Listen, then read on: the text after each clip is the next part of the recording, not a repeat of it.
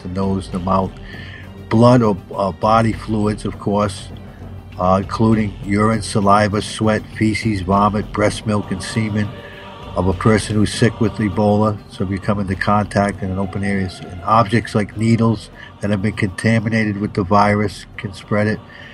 And it says here, infected fruit bats or primates like apes and monkeys, I guess wild animals, can spread it as well. Note to self, no fucking monkeys this month. Yeah, stay away from the monkeys. No monkeys. Okay. Got that off the list. Wow. Oh, well, you know, because it sounds kind of like Ebola is AIDS.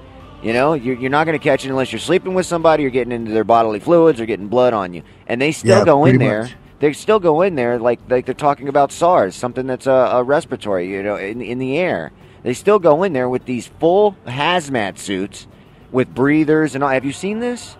Yeah, oh yeah, absolutely. It's like they're fucking with the T virus. It's like they're dealing with something that's, you know, completely. And I don't see any rationale in any of what's going on, especially if it's only transmitted through, you said, you know, blood, semen, or mucus. Yeah, bodily fluids. Absolutely. Yeah, or the sores. Because I know later on in Ebola, doesn't the sores start opening up on your skin?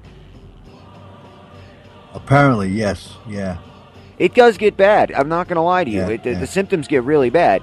But, you know, if you feel like you have Ebola, you're going to know that you have Ebola because you're going to know something's not right. This isn't a normal flu-like symptom. This isn't a normal nausea. I've been puking for 6 days. That's not Ebola. That's a kidney stone. Calm down, you know? Yeah, people they're going nuts over this. And I feel like I'm tired of people just being mindlessly driven by the TV. I'm tired of it.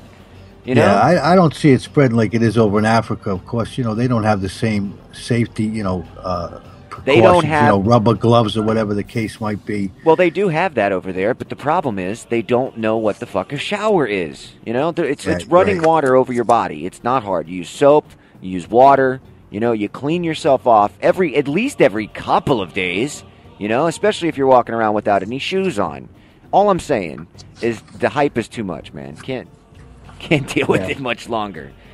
But I don't see it becoming a major problem here in our country. I'm hoping anyway. But well, I know it's still skyrocketing the sales for antibiotics and for the medicine that they're just trying to test on it. It's also the hype is definitely skyrocketed sales in a bunch of other markets too. The Doomsday Prepper market, apparently that's skyrocketed by, you know, almost $100 million in the first month of this Ebola scare over just when it started in Africa, not even here. And then, you know, the antibacterial gel that you buy, the little hand sanitizer stuff that you buy.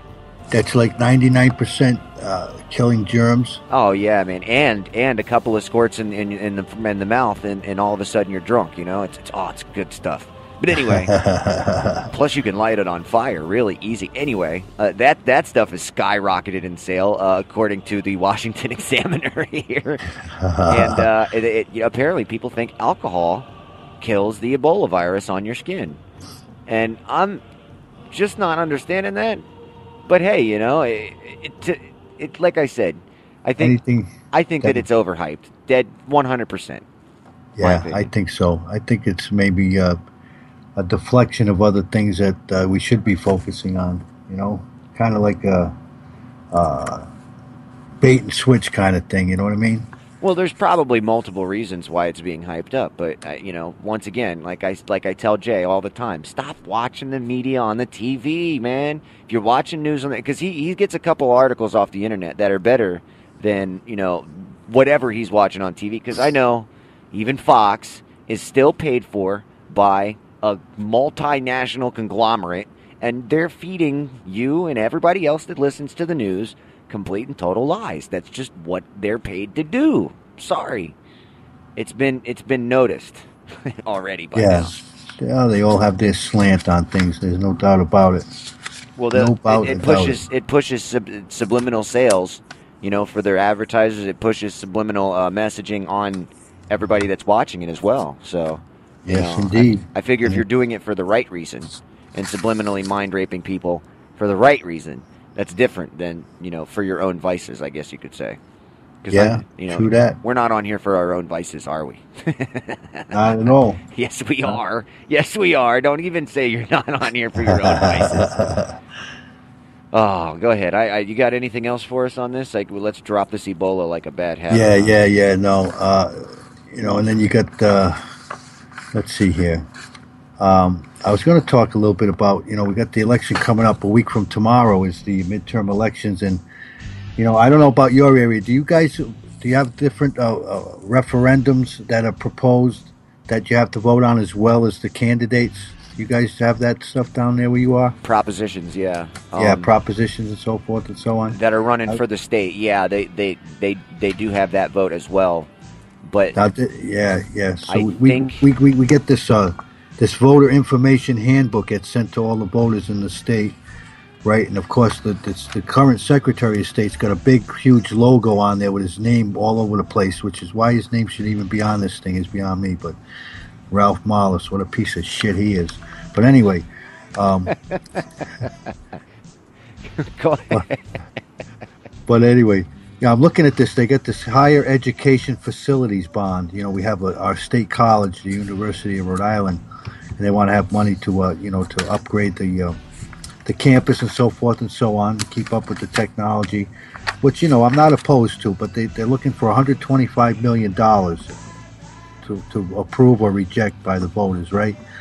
And then in the back of the pamphlet, it's got actually the total cost of what you're really going to be paying for this facilities bond. They're looking for $125 million, which is the principal. Now, over the course of time, you're going to have to add on $58 million in interest. So this project is actually going to cost almost $184 million. Wait, what is this project about again? Go back to the beginning. It's about upgrading the University of Rhode Island. They want to build a new College of Engineering building on the campus and raise the old buildings and stuff, and support renovations of other buildings as well on our University of Rhode Island. That's a state university, right? And that's going to cost $183 million. Yeah, well, they're looking the bond that you're voting on. It says $125 million. Do you approve or reject this? You do it whatever you want to do. But the actual cost of these projects, when you look at the back of the pamphlet, they have the actual costs annotated here. And if people don't get to that last page, they're not going to see that this $125 million is actually over the course of the project, and the cost of paying back this bond will be $184 million approximately. So that's what we're really voting on. So that's the number. They should put the true number up there. We're asking for 125, but the true cost is $184 million. Now, how are you going to vote? And I think that the university should pay for that, not everybody in the damn state. Right. Yeah. Exactly. I mean, the university's got to be making enough money on its own to raise its own buildings. You know what I'm saying? Even if they do want to do a fundraiser, but they're paying the teachers to teach people at that university, but the university's got to be making money regardless. Yeah. They got to hit up their the people that have graduated from there, and things like that. I agree with you. I mean, and if it came down to it, do you think that most construction companies, besides, or let's just say construction companies and retailers of selling big, building materials, do you think both of those people would take a tax cut, just to do a job for a couple of weeks for free, putting a new building in at a college for the state? Do you think they would take a huge tax relief for that year just for doing that? Why do you need all that money? Huh? Just sounds like somebody's, brewing up another Fast and the Furious. I don't know. But it's just, I just trying to encourage people to beware, what you're voting on, what they're saying. Like I said, they're listing the actual bond, but they're not, unless you, like I said, go back to the back of this article here, this pamphlet, and look at the actual cost, man. It's like blows your mind, man. Wow. So essentially, the total, the state's looking at, we got 7 referendum questions, right? If they're all approved, it's going to be $247 million worth of projects, and over the course of time, it's going to end up costing us $364 million with interest and so forth. Oh yeah, I forgot about that. I got to do that here for you, Godfather. You remember the little spiel I gave you before we were on air? Yes. You said it was 300 and some million, right? Yes. Let's just put into perspective for everybody exactly how much $1 million is, okay? Yeah, or a trillion, you know what I'm saying? If you had $1 million and spent it at a rate of $1,000 a day, you would run out of money in less than 3 years. If you had $1 billion and spent it at a rate of $1,000 a day, you would not run out for almost 3,000 years. And if you had 1 trillion at a rate of $1,000 a day, when do you run out? 3 million years. That's for just $1 trillion. And so at a rate of 1,000 a day, we wouldn't run out of $1 trillion for 3 million years. Okay. That's my God, that puts it in perspective. Well, wow. Didn't you say just to count to a trillion would take you how long? Heard someone mentioned it was actually someone. Yeah, it was at Dr. Carson. He was talking about the 17 billion plus or trillion plus that we currently owe. If you were to start counting today, $1 bill at a time, once you got up to 17 trillion, it would take about 500 years. 500 years. Unbelievable. That is a big number. That kind of puts it in perspective, man. There is no way that we are ever going to pay any national debt. But let me ask you a question. What exactly does every family in America owe? Why do we owe that money, and who do we owe it to? Well, you owe it to the Chinese, who we've been borrowing from, like drunken sailors. Why are we put sailors down? Why are we borrowing money again? I'm not sure I understand this concept. Because a country, we don't have a spending problem; we have a revenue problem. What the hell is that? I've never heard of anything like that before, especially when you're making the money yourself and then regulating the industry behind it, you know? Here we go again with that pumpkin face. You got to stop that shit. I'm telling you. I know. That was a little quote from Obama and Mr. Joe Biden. Go ahead. What? No, that comment I just made about we don't have a spending problem. It's a revenue problem. Well, what's the difference? Revenue is money coming in. Right, exactly. That's what they're saying. If you're not bringing instead of cutting the damn spending like they should be doing, going line by line in the friggin' budget. Well, I think that what we should be doing more so is trying to figure out why America has a revenue problem.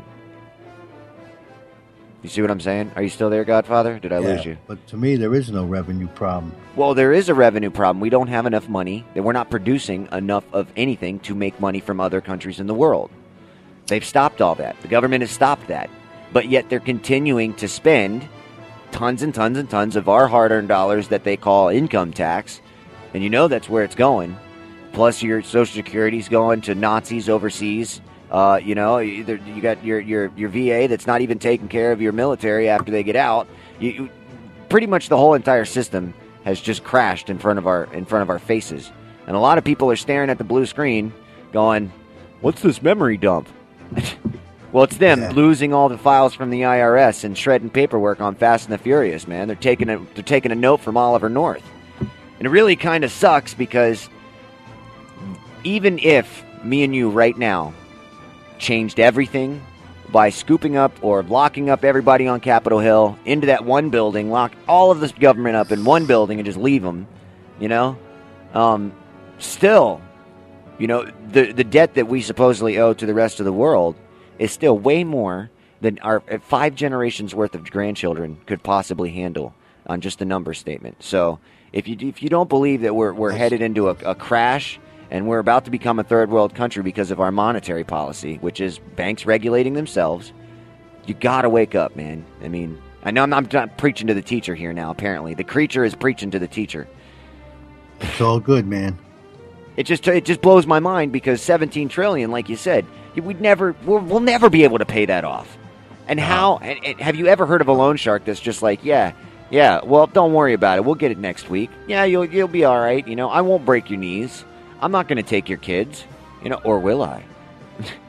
Yeah. That's how loan sharks function, right? Absolutely do. And if you don't pay it, we're going to come down there and bust you up. Well, that's how the IRS works, at least. They show up, they